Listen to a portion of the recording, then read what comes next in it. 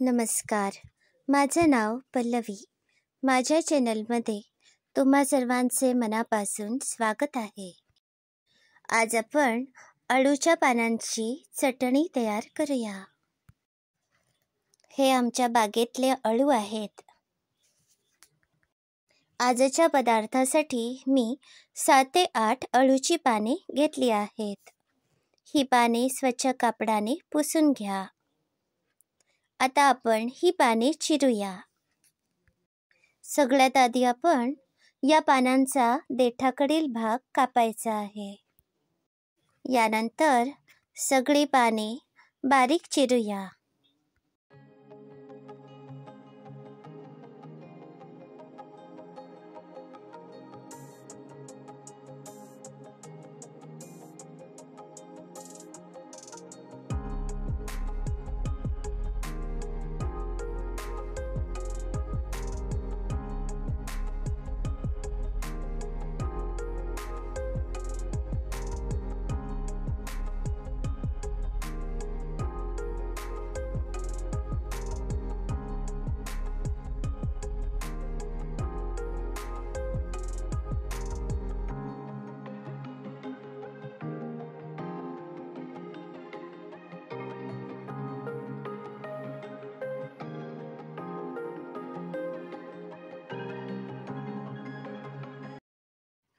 आता सगळी पाने याप्रमाणे चिरून घेतली आहेत.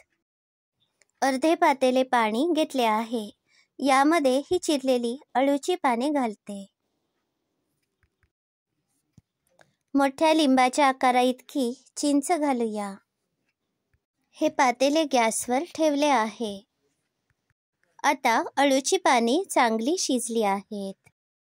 एका पातेल्यावर या प्रकारची चाळणी ठेवली आहे. शिजवलेला अळू यामध्ये घालूया. यामुळे यामधील अधिक असलेले पाणी या पातेल्यात पडते. आता चिरलेली अळूची पाने गार होण्यासाठी ठेवूया. एक वाटीभर खोवलेले ओले खोबरे, चवीप्रमाणे गूळ, गार झालेली अळूची पाने, 1 चमचा जिरे, 3 चमचे तिखट आणि चवीप्रमाणे मीठ घेतले आहे. आता हे सगळे साहित्य मिक्सरमध्ये अगदी बारीक वाटूया. आवश्यकता असेल तर थोडेसे पाणी आपण यामध्ये घालायचे आहे. मी अर्धा ते 1 ग्लासभर पाणी यामध्ये घातले आहे. आता याचे वाटण तयार करते. आता हे वाटण तयार आहे. अळू शिजवलेल्या भांड्यातच मी फोडणी तयार करते. यामध्ये थोडेसे तेल घातले आहे. तेल आता चांगले तापले आहे. 1 चमचाभर मोहरी घातली आहे. मोहरी तर चांगली तडतडली आहे. यामध्ये थोडीशी कडीलिंबाची पाने, अर्धी वाटी शेंगदाणे घातले आहेत. 1 चमचा हळद घातली आहे. 1 चमचाभर जिरे घातले आहे. 4 चमचे पांढरे तीळ घातले आहेत. आता आपली फोडणी तयार आहे. यामध्ये हे अळूचे वाटण घालायचे आहे. मिक्सरच्या भांड्याला ही अळूची चटणी लागली होती. यामुळे 1 वाटीभर पाणी त्यामध्ये घालून हे पाणी सुद्धा या चटणीमध्ये घातले आहे. आता ही चटणी 8 ते 10 मिनिटे चांगली शिजवूया. आवश्यकतेप्रमाणे तिखट यामध्ये घालायचे आहे. मी पुन्हा 2 चमचे तिखट घातले आहे. चवीप्रमाणे पुन्हा मीठ घातले आहे. 2 चमचे गरम मसाला घातला आहे.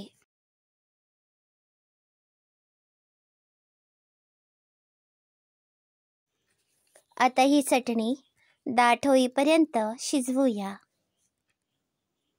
ही चटणी दाट झाल्यावर आपण गॅस बंद करूया. आता ही चटणी तयार आहे.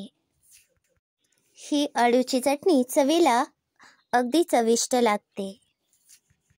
ही अळूची चटणी तुम्ही जेवतेवेळी भातासोबत घेऊ शकता किंवा चपाती भाकरीसोबत सुद्धा वाढू शकता. अशाच अगदी सोप्या पद्धतीने रेसिपी बघण्यासाठी माझ्या चॅनलला नक्की भेट द्या.